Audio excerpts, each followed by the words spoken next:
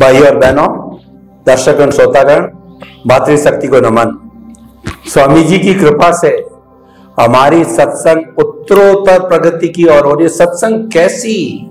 किसी पर्टिकुलर भगवान, दुनिया में इतने धर्म, ये इतने जो है क्रियाकलाप, रिचुअल्स, उनकी बात नहीं कर रहे हैं। स्वामी जी तो उनका ब्रॉड माइंडेड है। पूरे जगत, पूरे विश्व और उसकी अल्टीमेट रियलिटी जो कुदरत के हाथ में, कुदरत को समर्पण, सच्चा समर्पण है, वही सनातन सत्य है। कुदरत रत्ना, कुदरत के कानून से शाश्वत सुख की प्राप्ति, ये सनातन सत्य का मुख्य जो स्लोगन है। स्वामी जी समस्त श्रोताओं की तरफ से आपके प्रति कृतज्ञता, साधुवाद, धन्यवाद। जय सच्चिदानंद। जय सच्चिदानंद। स्वामी जी, कुछ महात्मा लोगों के प्रश्न मेरे पास में आए। वो उनके इंडिविजुअल जो जिस जीवन में जी रहे हैं, उनके साथ जो घटित हो रहा है, वो उन्होंने बताया। तो पहला प्रश्न तो उसमें से मैं मेरा स्वयं का ले लेता हूं कि मैं गृहस्थी जीवन का पालन कर रहा हूं बचपन से ही, जैन धर्म का अनुयायी हूं और मेरे 3 बच्चे हैं, 3 बेटों की बहुएं हैं और 8 पोते पोतियां, प्राय सब जॉइंट, मेरा परिवार पूरा जॉइंट ही है अभी। उसके अंदर हमारे जैन धर्म में भी, जैसे मैं तेरापंथी हूं और वो जो है वो मूर्ति पूजक है, बहुएं तीनों, तो और इस तरह की अपनी अपनी विचारधारा चलती, यानी सामायिक है और मास खमन कोई करती है बहु, यानी जो क्रिया रिचुअल्स की बात कर रहा हूं। तो मैं मेरा अपना सनातन सत्य के हिसाब से काम करता हूं। तो उनको ये नजर आता है कि ये ज्यादा गुरु भक्ति, मंदिर जाना और इतना ये करना वो करना, ये कर नहीं रहे हैं। क्या बात है, इनमें परिवर्तन आ गया है। तो वो ये सोचने लग गए कि क्या ये जो है आस्तिक से नास्तिक बन गए। क्योंकि जब से मैं सनातन सत्य कहिए, ज्ञान लेना कहिए, दादा भगवान से जुड़ा कैसे भी कहिए, तो नेचुरल परिवर्तन आना है। जब केंद्र में सनातन सत्य रहेगा तो दूसरी चीजें वो नेचुरल है, वो ध्यान कम हो जाएगा। मैं किसी को कोई पाबंद कुछ भी नहीं करता हूं, लेकिन उनके दिमाग के अंदर ये बात आती है तो मैं उनको समझाने की भी कोशिश करता हूं। खैर, उनका अपना अपना, किसी पर कोई बंदिश वगैरह नहीं। तो ऐसी स्थिति के अंदर मेरा सनातन सत्य का भी चलता रहे और मैं उनको समझाऊं, थोड़ा थोड़ा उनके समझ में भी आए न आए, मेरी कोई पाबंदी नहीं है। परंतु कई बार ये दिमाग में रहता है, मैं खूब कोशिश करता हूं इनको बताने की कि मैं तो दृष्टि विज्ञान का पालन करता हूं, उसमें ये बातें हैं, पर वो उनके गले नहीं उतर रही है। तो ऐसी समस्याएं और भी महात्मा लोगों की होगी, कोई वैदिक परंपरा, कोई कुछ परंपरा का, लेकिन वो सनातन सत्य को जी रहा है, उसके केंद्र में सनातन सत्य है। तो ये व्यवहारिक जगत का जो उलझुल है, उस समय में हम किस तरीके से अपने आप को संतुलित, हालांकि वो सारी बात सही है, कुदरती रचना देखो करो, लेकिन फिर भी सभी जो है, हम जो है वो एक मानसिकता से, ग्रस्त मानसिकता से जुड़े रहे। तो थोड़ा आप इसके बारे में मार्गदर्शन दीजिए, क्या करना चाहिए? जय सच्चिदानंद। आप सबको मेरा नमस्कार। सबसे पहली बात यह कि जीवन जीने का तरीका, एक आम आदमी अपना जीवन कैसे स्वस्थ विचारों से जी सकता है, परिवार के साथ, खुद के साथ, समाज के साथ, राष्ट्र के साथ, कैसे वो स्वस्थ जीवन जी सकता है। स्वस्थ का मतलब होता है उत्तम विचार, उत्तम वाणी, उत्तम वर्तन, इसको स्वस्थ कहेंगे। और उत्तम का मतलब होता है पैसे वाला नहीं, उत्तम का मतलब होता है हेल्दी विद ह्यूमैनिटी, जिसमें सेंटर में मानवता होनी चाहिए। एक इंसान दूसरे इंसान के लिए सोचे। पहले जमाने में हम जब जीवन जी रहे थे, आज से करीब 100, 200, 300, 400, 500 साल पहले हमारा जो जीवन था वो ऐसा जीवन था कि हम परिवार के साथ जीते थे। और जब गांव होता था तो पूरा गांव हमारे लिए परिवार था। और गांव में किसी एक व्यक्ति का, एक व्यक्ति के घर में कोई प्रोग्राम होता था वो पूरे गांव का प्रोग्राम माना जाता था। और इसी प्रकार से लोग सहयोग भी करते थे, बिहेव भी करते थे। तो एक आनंद और उल्लास का एक माहौल हो जाता था, किसी को किसी के प्रति भेदभाव नहीं रहता था। तो इसमें जो एक एकता दिखने को मिलती है वो बड़ी बात है। खाना पीना तो किसी के घर में मिलेगा, एकता ये हमारा कार्यक्रम है। हमारे घर में शादी है, गांव में शादी मतलब हमारे घर में शादी है। गांव में कोई जमाई आते थे दूसरे गांव से, तो बोला हमारे गांव के जमाई है। तो ये बहुत बड़ी बात थी, ये विचारधारा। उसके आगे देखोगे तो हम अतिथि देवो भव, यानी अननोन व्यक्ति को भी अपने घर पे वेलकम करते थे। जो राहदारी होते थे, जो यात्रा करने निकले हैं, इसको हम वेलकम करते थे, खाना पीना खिलाते थे, 1-2 दिन घर में रखते थे उनकी जरूरत के मुताबिक। और आगे जाते समय हम उनको गांव के अंत तक छोड़ के जाते थे और कुछ खाने पीने की सामग्री भी उनको दे देते ताकि वो आगे पहुंच जाए। ये हमारी संस्कृति थी। हम इसका नात जात धर्म संप्रदाय देखते नहीं थे, और यही हमारी विशेषता थी, और यही एकता और अभिन्नता थी। और इसी प्रकार से हम आज भी जीवन जीना चाहते हैं तो जी सकते हैं, विचारों से, वाणी से या वर्तन से। हमारी विचार, वाणी और वर्तन में ह्यूमैनिटी सेंटर पॉइंट लाओ। अपनी खुद की जो चॉइस है इसको बीच में मत लाओ।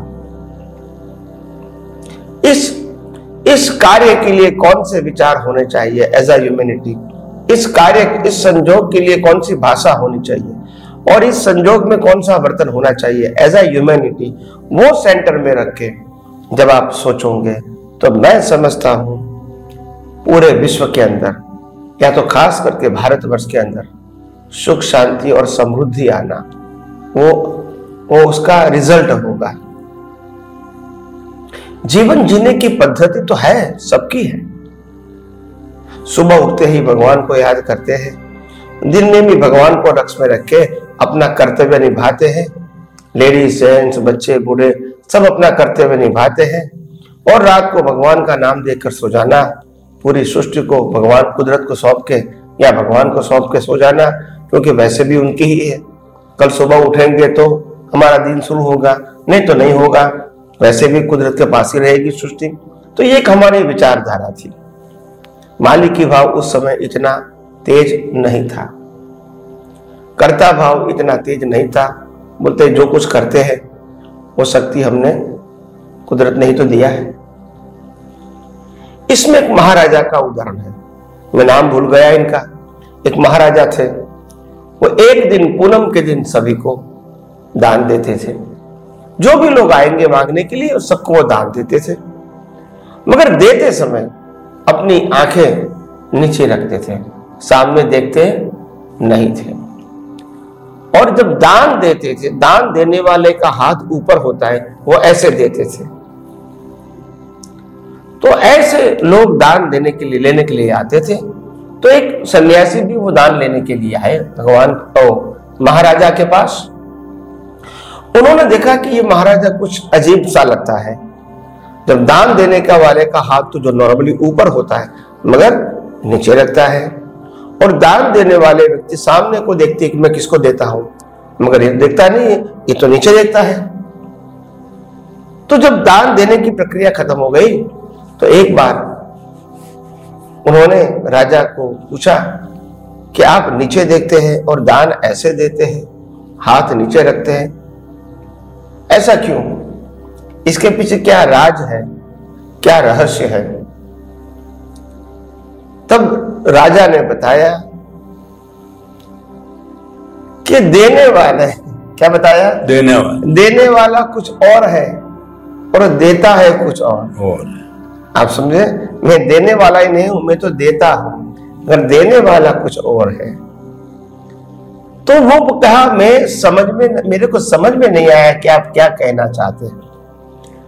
तब उन्होंने कहा सब पनियारी के पास पानी तो है घड़े में, और इसमें से एक पनियारी हमको पानी देती है, तो भले वो घड़े का पानी है मगर पानी तो नदी का ही है, पनियारी का, और पनियारी के मटकी का भी नहीं है, देने वाली कुदरत। हाँ, तो ये देने वाला तो कुदरत है, और मैं तो एक साधन के रूप में काम कर रहा हूं, निमित्त रूप में मैं काम कर रहा हूं। तो इसीलिए मैं कोई देने वाला हूं और मैं आपको दे रहा हूं, इस प्रकार से मेरी सोच या दृष्टि नहीं है। इसलिए मेरे हाथ ऐसे नीचे होते हैं और मेरी दृष्टि भी, ताकि उसका ध्यान लगे कि मैंने दिया उनको और मैंने महाराजा के पास लिया, वो उनको भी समझने की जरूरत नहीं है। तो इसीलिए उनको सच्चाई मालूम होवे, इसीलिए मैं इस प्रकार के दृष्टि रखता हूं और इस प्रकार का व्यवहार करता हूं। तो मेरा कहने का मतलब ये है, कैसे महापुरुष जो होते हैं वो जीवन में बहुत कुछ हमको सिखाना चाहते हैं, अगर हम सीखना चाहते हैं तो। ऐसे हमारे बहुत सारे पूर्वज लोगों ने बहुत संस्कृति को आगे बढ़ाने के लिए, संस्कृति की ग्रेटनेस को बताने के लिए अपना पूरा जीवन खपा दिया उसके अंदर। तो हम भी भारतवर्ष के लोग हैं, जिस धरती के ऊपर कण कण में शंकर है और जिस नदियों के अंदर मां गंगा है, और जिस पहाड़ को हम पिता कहते हैं, जिस वनस्पति की हम पूजा करते हैं, और सूर्य चंद्र तो हमारे सर पे है ही, इस महान वातावरण के अंदर हम जी रहे हैं, तो हम अच्छे इंसान क्यों नहीं बन सकते हैं, और दूसरे को भी अच्छे इंसान बनाने की कोशिश क्यों नहीं कर सकते हैं।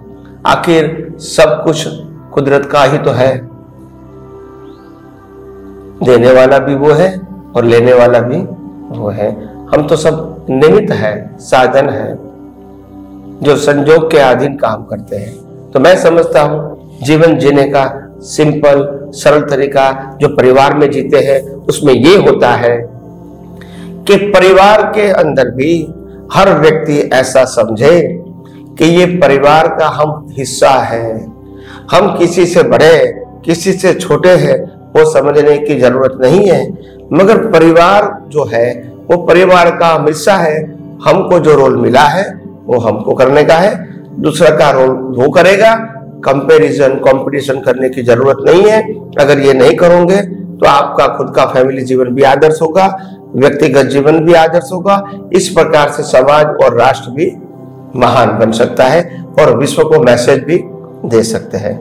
स्वामी जी आपका बहुत बहुत धन्यवाद। एक संयुक्त परिवार के अंदर कैसे जिया जाना चाहिए, जहां अलग अलग लोगों की अलग अलग मान्यताएं, रिचुअल्स, उनकी सोच, उनका विचार, तो आपने बहुत सुंदर फरमाया कि अपनी बात को किसी को थोपो मत, सबको अपना अपना अधिकार रूप से करने की करो। अच्छी बात है, समझाइश की जा सकती, फिर भी नहीं समझे कोई तो ठीक है, अपनी अपनी मान्यता, अपना अपना विचार, लेकिन कुल मिलाकर के एक दूसरे के हितों की रक्षा करनी चाहिए, एक दूसरे की हेल्पिंग नेचर होनी चाहिए। उसी का नाम तो परिवार होता है। हेल्प नहीं करे और वो त्याग की वृत्ति, स्वार्थ की वृत्ति में चला जाए तो फिर वो परिवार में लंबे समय तक जी नहीं सकता।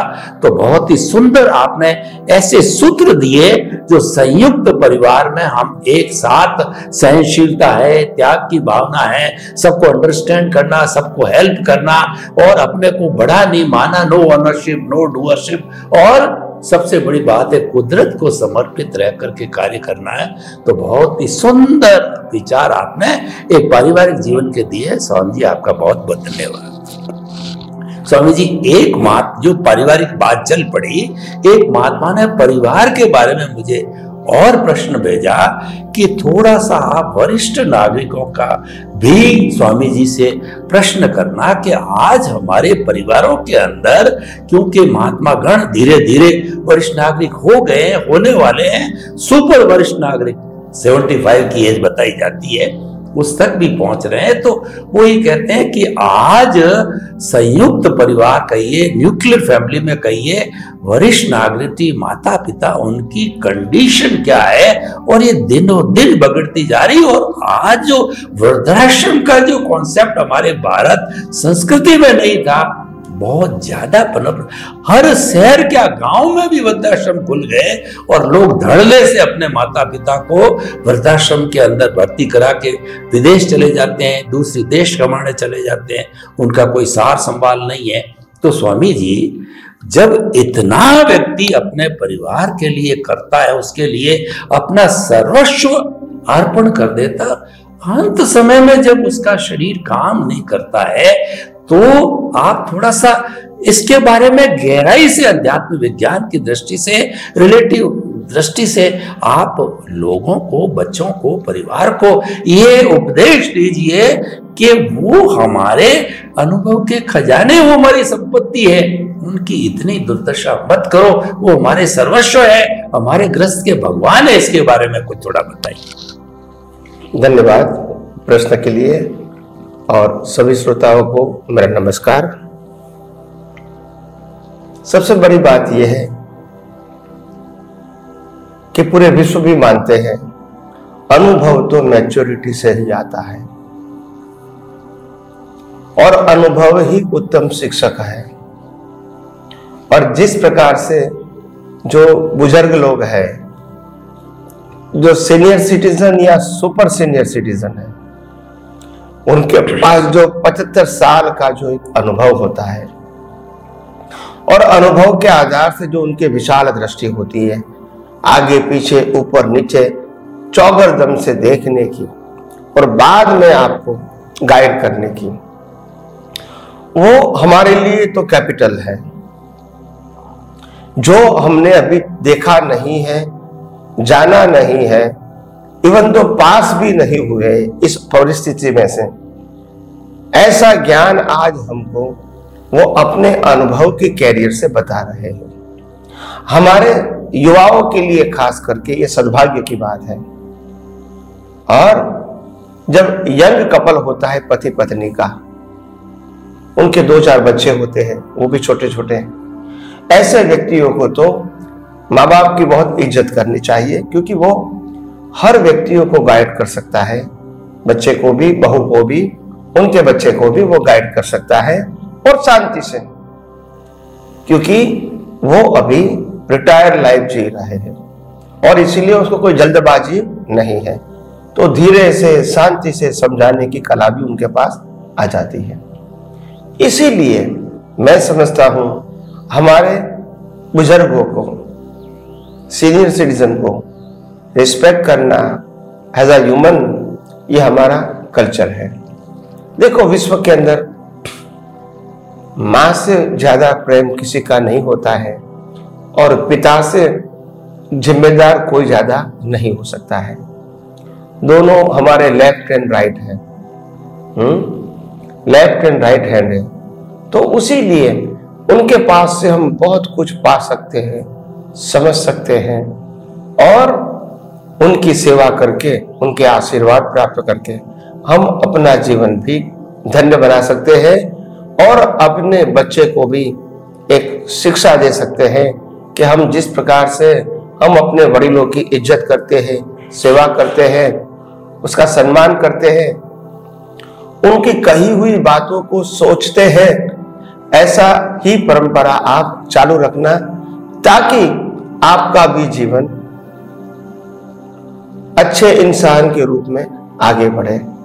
तो जिस प्रकार का माहौल होता है घर के अंदर, इसी प्रकार से उनकी जो नेक्स्ट पीढ़ी होती है, वो भी यही नॉलेज, यही ज्ञान और यही रीति नीति चालू रखता है। तो इसीलिए मैं समझता हूं कि भारतवर्ष के अंदर जो सीनियर सिटीजनों का जो अभी थोड़ा बहुत कुछ डिफिकल्टी आ रही है, क्योंकि युवाओं की जो सोच है वो बहुत भौतिक हो चुकी है, सोशल से भौतिक हो चुकी है। इनको एक इंसान जब एजेड होता है तो उनको क्या प्रॉब्लम होता है, फिजिकली, मेंटली, इकोनॉमिकली, सोशली, उनकी क्या कैपेसिटी होती है और इनके साथ किस प्रकार का बिहेवियर करना चाहिए, ये शायद पैसे के मोह से, युवानी के मोह से और भौतिक आनंद के मोह से ये सब हम भूल गए।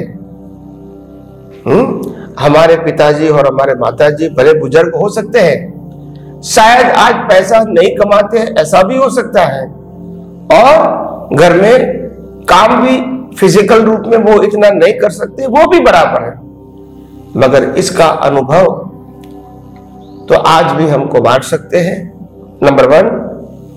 और नंबर 2, इनकी पूरी युवानी आपके लालन पालन में जिन्होंने स्पेंड किया है, माता ने और पिता ने, ये हम नहीं भूल सकते हैं। दूसरी बात, माता भूखे रहकर भी आपको खाना खिलाने जानती है, और पिताजी भी आपकी कोई भी इच्छा को पूर्ति करने के लिए ही पूरी जीवन में प्रयास किया है। तो ये दोनों हमारे जीवन में लेफ्ट एंड राइट